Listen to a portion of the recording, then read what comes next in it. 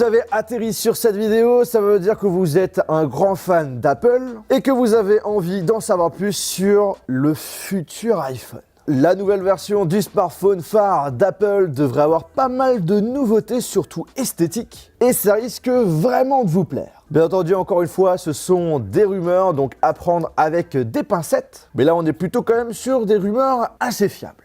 Lors de la sortie de l'iPhone X en 2017, pour célébrer les 10 ans de l'iPhone, Apple inaugure une toute nouvelle ère. Le design n'avait pas changé depuis 2014 avec l'iPhone 6. Et c'est avec l'iPhone X que nous avons vu pour la première fois cette fameuse encoche. Ça va faire maintenant 5 ans, on va pas se mentir, que Apple n'a pas vraiment marqué l'industrie des smartphones avec un tout nouveau design. D'ailleurs, ça m'étonne d'Apple.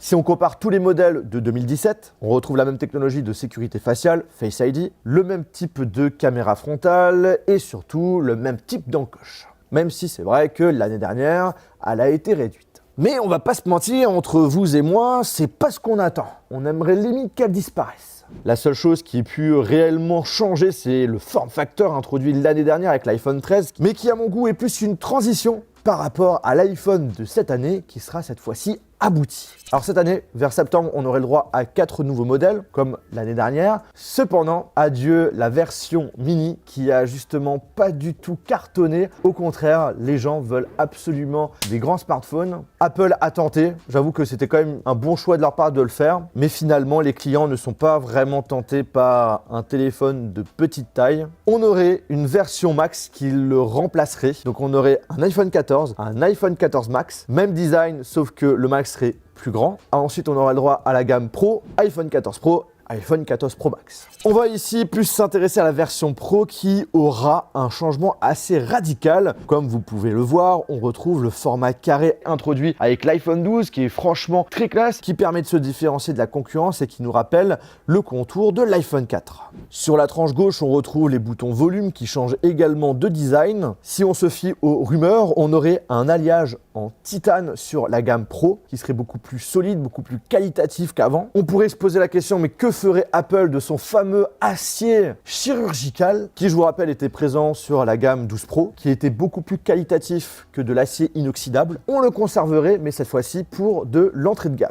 Donc pour l'iPhone 14 et 14 Max. Niveau couleur, on aurait les classiques argent, graphite, or et des nouveaux coloris chêne et marron. On n'aurait plus la couleur bleue d'avant. Alors couleur chêne, je pense que ça va être couleur plutôt vert, donc le retour du vert qu'on avait déjà un petit peu avant. Après j'avoue que j'aimerais bien, voilà, je sais que je suis chiant, mais j'aimerais bien avoir du rouge sur de la gamme Pro. Un bon rouge pétant avec un joli dos mat, je pense que ça enverrait vraiment du lourd. N'hésitez pas à me dire en commentaire si vous êtes un peu le mec relou comme moi, quelle couleur vous aimeriez voir sur ces futurs iPhones et notamment pour la gamme Pro. Parce que pour l'entrée de gamme, on va pas se mentir, on a quand même pas mal de choix. Gros point positif, et si c'est le cas, franchement, ça ferait plaisir. C'est le fait que le bloc photo disparaîtrait et que tous les objectifs seraient intégrés directement au dos. C'est-à-dire que si tu poses le téléphone sur du plat, eh bien il ne basculerait plus. On aurait un design beaucoup plus harmonieux et qui, on va pas se mentir, ressemblerait vachement à l'iPhone 4. Avant, on avait le contour et là, cette fois-ci, bim, le même dos et ça irait beaucoup plus loin puisqu'il reprendrait même l'ancien design des haut-parleurs. Après, certaines rumeurs disent le contraire. De toute façon, on connaîtra la réponse très rapidement. D'ailleurs, ne vous inquiétez pas, vous pouvez compter sur moi. Dès que ça sort, je vous ferai plein de vidéos sur le sujet. Si vous n'êtes toujours pas abonné à la chaîne YouTube, n'hésitez pas à le faire, d'appuyer sur le bouton cloche, d'accepter toutes les notifications. C'est gratuit et ça vous permettra aussi de voir mes futures vidéos en rapport avec la nouvelle technologie. Si vous êtes intéressé par rapport à tout ce qui est en rapport avec le smartphone, les enceintes, les écouteurs, également les voitures, les aspirateurs robots, ça m'arrive aussi. Bref, vous l'avez compris, je parle de tout. Ça risque fortement de vous plaire. On revient sur cette histoire d'haut-parleurs. En fait, on aurait du coup un système de grilles qui permettrait d'avoir un son beaucoup plus clair et surtout une meilleure étanchéité.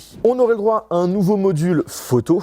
On passerait sur du 48 mégapixels avec la possibilité de filmer en 6K et même en 8K, ce qui serait carrément une première pour Apple. Alors j'avoue qu'aujourd'hui, la 6K, la 8K n'a pas vraiment d'intérêt pour tout le monde. Après, ça permet notamment de pouvoir, voilà, tu filmes, il y a un moment où ça te plaît et que tu aimerais bien le transformer en photo, hop là, tu fais une jolie capture et ça te permet d'avoir une photo de super bonne qualité. Et aussi, si tu es vidéaste, ça peut être super intéressant. Même si tu sors ta vidéo en 4K, le fait de pouvoir filmer en 8K. En post-prod, tu vas pouvoir cropper sans perdre de la qualité. Après, on va pas se mentir, ça reste quand même assez marketing, sachant que les personnes qui sont vraiment intéressées par rapport à ça, c'est un très faible pourcentage de clients. On aurait pas mal d'améliorations en ce qui concerne notamment la qualité photo et vidéo en faible luminosité. Moi, de mon côté, j'aimerais bien que le format RAW puisse être également pour l'entrée de gamme, donc pour les modèles iPhone 14 et iPhone 14 Max. J'aimerais bien aussi que le mode cinématique puisse marcher en 4K et pas que en Full HD. En parlant de vidéo, d'avoir la fonctionnalité ProRes pour tous les modèles, tant qu'à faire. Là, je liste un petit peu ce que j'aimerais bien en photo vidéo, mais c'est vraiment une caméra frontale de meilleure qualité. Je trouve que ces dernières années, ils se sont pas trop embêtés. Pourquoi pas aussi un plus grand angle, et déjà, ça sera pas mal.